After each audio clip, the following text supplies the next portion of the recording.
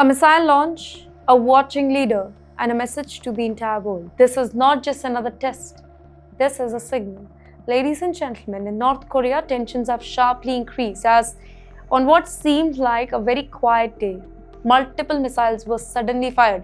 Not one, not two, but 5 ballistic missiles, and these were not any ordinary weapons. They were tactical missiles equipped with cluster warheads, designed not just to hit a single target, but to spread destruction across a wide area, multiplying their impact, making them far more dangerous. And guess what? At the center of all the moment stood Kim Jong-un, watching very closely. And in fact, he was watching it along with his daughter in what appeared to be a carefully staged and symbolic display of power. Well, the missiles were identified as Hwasong-4, 11 variant. Short range, but highly lethal. In fact, reports suggest that they traveled about 136 kilometers before striking their target zone, demonstrating both precision and capability. But you know what makes this development even more serious is that this test, it was not random. It had a purpose, a clear purpose. According to state media, the objective was to evaluate the strength and effectiveness of cluster bomb warhead and fragmentation-style payloads.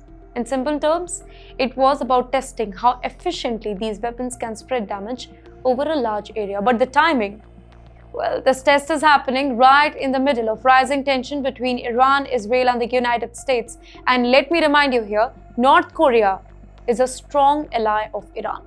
And they are not doing it very privately. Publicly, they have praised each other, condemned each other. So the big question is, was it a deliberate test just to show their support to Iran and just to warn the United States amid all this geopolitical tension? Now, let's consider what that really means. Cluster munition, they do not explode just once, right? They release multiple smaller explosives, and that too over a wide radius. Now, many of these submunitions fail to detonate immediately, remaining hidden on the ground and posing long-term risk to the civilians. And this is exactly why they are so controversial worldwide. More than 120 countries have agreed to ban them under the Convention of Cluster Munition. Now, except for Iran, some other countries, including North Korea, they are also not part of this agreement. And Pyongyang continues to actively test and refine these weapons. In fact, neighboring countries like South Korea and Japan, they quickly detected the launches, but confusion followed. They were conflicting the assessments about whether the missiles were launched from land or possibly from the submarines. Specifically, since the activity, it was observed that too near coastal areas such as Sinpo. You know, this raises a very critical question. Is North Korea advancing its submarine-based missile capability? Because if that is true, then this would significantly increase the challenge of tracking and intercepting such launches, making regional defense system less effective. In the meantime, this development, it is not happening in isolation.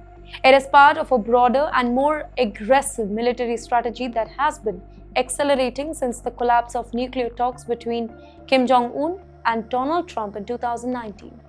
Since then, North Korea has been pushing forward with advanced weapons program, including their multi-warhead missile, hypersonic system, and advanced submarine capabilities. Well, the goal is clear: strengthen deterrence, ensure regime survival, and project power despite international pressure and sanction.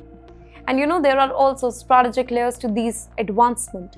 Many of these weapons, they are specifically designed to bypass the missile defense system deployed by the United States and South Korea. Well, by increasing speed, unpredictability, and payload complexity, North Korea is attempting to make interception far more difficult and retaliation far more riskier. In fact, during the test, Kim, he reportedly praised his scientists, highlighting the importance of developing what he described as high-density strike capability, basically a concept that essentially means delivering maximum damage in minimal time. In the end, the question remains, what does this test really tell us? Well, it shows that North Korea is not slowing down. It is adapting, evolving, refining its military capability at a rapid pace. Each test sends a message, not just to its neighbors, but to the entire world. that it is prepared, it is confident, and it is willing to push the boundaries. And that is why every such launch that matters, because it does not remain confined to one country. It reshapes regional security calculation, it influences the global strategy, and it steadily alters the balance of power.